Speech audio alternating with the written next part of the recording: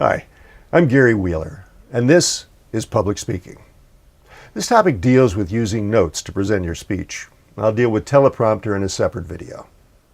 My first foray into public speaking began when I was 14 and competed in a public speaking contest for the local Optimist Club.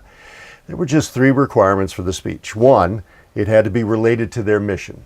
2, it had to be presented from memory, no notes. And 3, it couldn't exceed 7 minutes. Now, I had already won a face-off with a friend in the local club contest and moved on to the area competition, which included winners from 6 other clubs. The 7 contestants sat together and we each were identified only by the speaking positions that we drew. I pulled speaking position 5, which was a good place in that contest. If you're first, they have to leave evaluation room for the other contestants.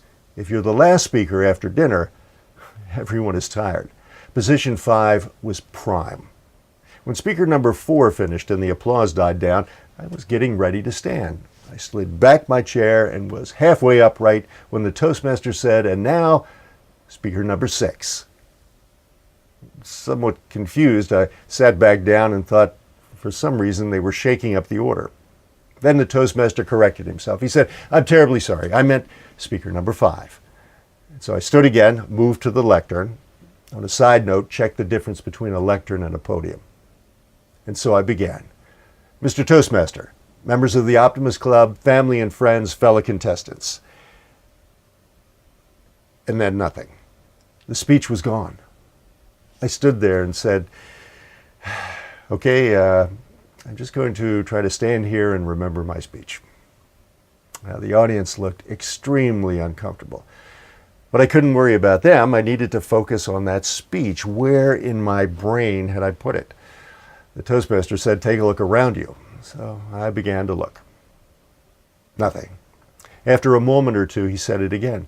"Take a look around you." And I said, "I'm looking." Still nothing. Then he said, "Take a look around you and see all the great people here tonight." I raised my hand indicating to stop, and I said, "I've got it." That was the beginning of my speech. Those words were so far removed from my brain that I didn't even recognize them. But now I was ready, and so I began again. Mr. Toastmaster, members of the Optimist Club, family and friends, fellow contestants, take a look around you and see all the great people here tonight.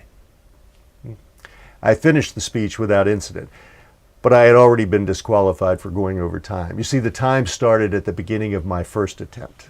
There were no do-overs. Now, you may think for a 14-year-old that would be a rather traumatic event that would forever shut the door on public speaking. But it achieved exactly the opposite effect. I looked at those faces while I was trying to remember my speech, and they looked awful. I even remember thinking at that moment, I don't feel as bad as they look. This isn't so terrible. And then afterwards, a number of people came up and congratulated me for hanging in there and doing an excellent job once I eventually started. I don't believe any of the other contestants, including the winner, received as much positive feedback as I did. I wasn't terrified. I was hooked. Some years later, I used the same opening to begin my speech in the Toastmasters International World Championship of Public Speaking. And that time, I didn't forget. All of that to say, if you aren't competing, don't hesitate to use some brief notes. If you hit a blank spot, it's difficult to get back on track. I've been on stage with actors, and that's tough. You start to feel like you're circling the drain trying to get them back on track, but at least there's help there. You generally won't find that in a public speaking situation. It's all on you.